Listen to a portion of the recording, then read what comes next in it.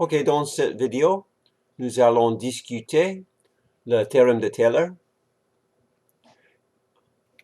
Je pense que vous avez vu ça dans vos cours de calcul. Ici, il y a quelques exemples des séries de Taylor.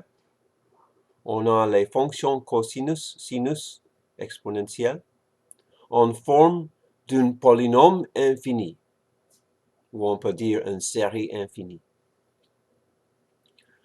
Ça, c'est important dans l'analyse numérique parce que dans les ordinateurs, on peut calculer les polynômes directement. On ne peut pas calculer ces fonctions directement.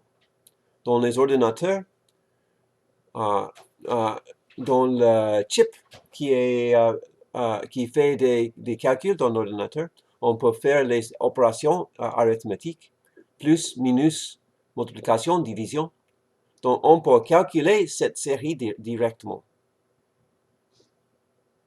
Ça, c'est une méthode de calculer les fonctions comme ça. C'est pas la méthode meilleure, mais c'est aussi une méthode qui est intéressante en manière théorique.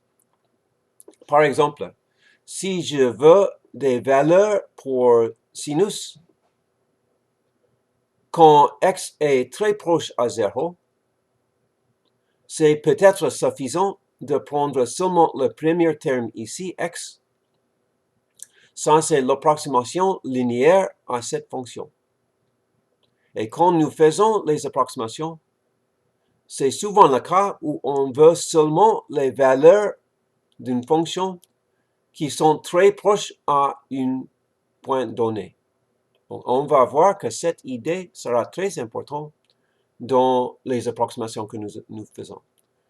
C'est très souvent que nous faisons des approximations linéaires.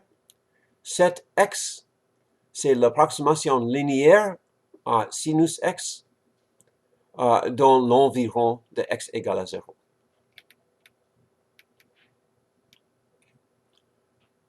Donc, on parle aussi de la série de Maclaurin. La série de Maclaurin, c'est le cas où on prend la série de Taylor pour les valeurs de x qui sont autour de 0.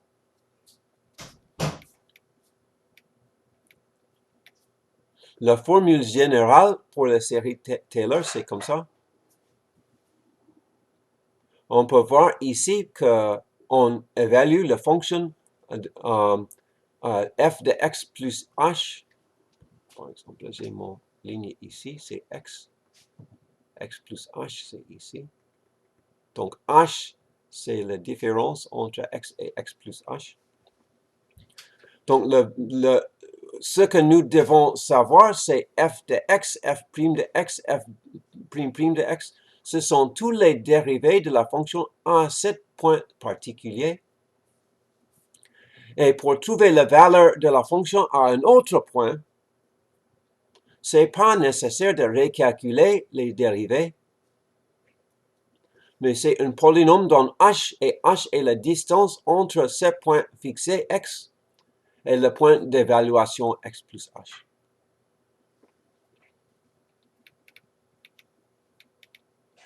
Okay. On donne ici quelques exemples de la série de Taylor. Ici, il prend l'évaluation de f et le point, ici, il prend la fonction f. Le point d'évaluation, c'est pi sur 2. Donc, le résultat, c'est en forme des dérivés de f au point pi sur 2. Et c'est un polynôme dont h qui est la différence entre le point d'évaluation et pi sur 2. Donc, cette série de Maclaurin, dans cette série de Maclaurin, la x remplace la h ici. Et ici, au lieu de x ici, on a 0. Ça, c'est, on peut dire, c'est, si on veut comparer cette formule avec l'autre formule, c'est sinus 0 plus h. Et on emploie la formule de Taylor avec cette fonction. C'est comme ça qu'il a fait. ici.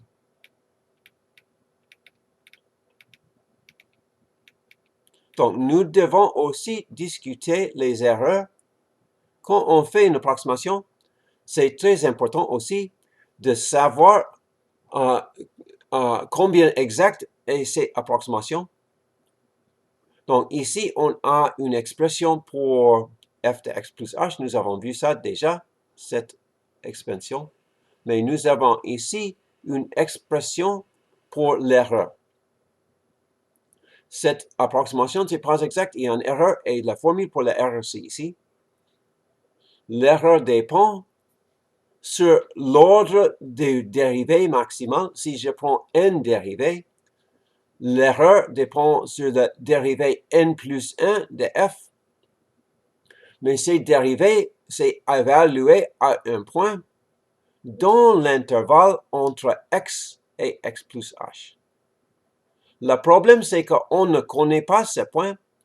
C'est seulement un point dans cet intervalle. Mais si on connaît les dérivés dans cet intervalle, on peut donner une limite supérieure à l'erreur. Et c'est ça qu'il a fait dans cet exemple. Pour approximer la fonction exponentielle, à x égale à 1, donc sa point d'expansion, c'est x égale à 0. Donc, on s'intéresse ici parce qu'on s'intéresse de e puissance 1, on s'intéresse de l'intervalle 0 à 1. Dans cette formule de l'erreur, ce point C, c'est un point entre 0 et 1. Ici, on a l'expansion. Il a pris 4 termes. Ça, c'est jusqu'au f'''.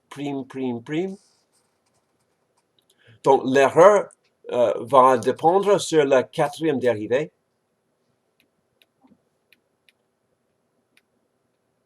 Okay. On peut voir ici, c'est l'erreur qui dépend sur la quatrième dérivée. Mais on connaît que la dérivée de fonction exponentielle, c'est la fonction exponentielle lui-même.